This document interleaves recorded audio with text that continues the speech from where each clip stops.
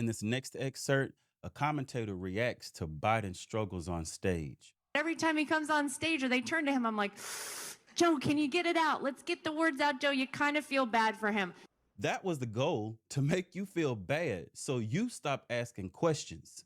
It wasn't hard to watch, it was hard to accept. The moment sympathy replaces scrutiny, we're done. This wasn't a bad night. This was a pattern of collapse. And the more obvious it became, the more the media said, be kind.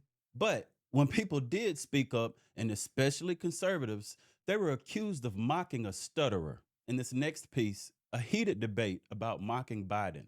How do you think it makes little kids with stutters feel when they see you make a comment like that? First and foremost, I had no idea that Joe Biden ever suffered from a stutter. I think what we see on stage with Joe Biden, Jake, is very clearly a cognitive decline. Okay. That's what I'm referring to. It makes me uncomfortable You have to watch somebody on stage search for that's so amazing. questions It's so amazing to me and try and figure out an answer. A cognitive decline. Well, when you're trying to tell me that what I was suggesting was I think that you were stuttering, mocking his stutter.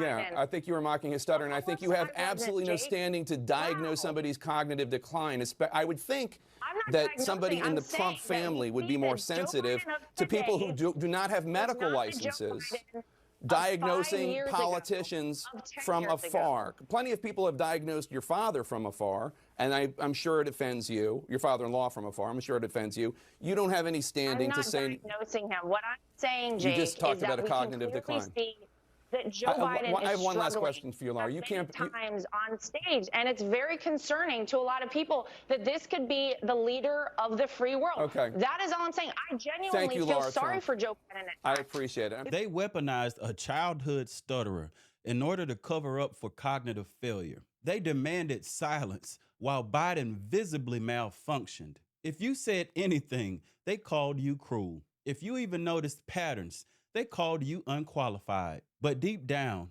unless you were living under a rock, we all knew this wasn't about speech. This was about function.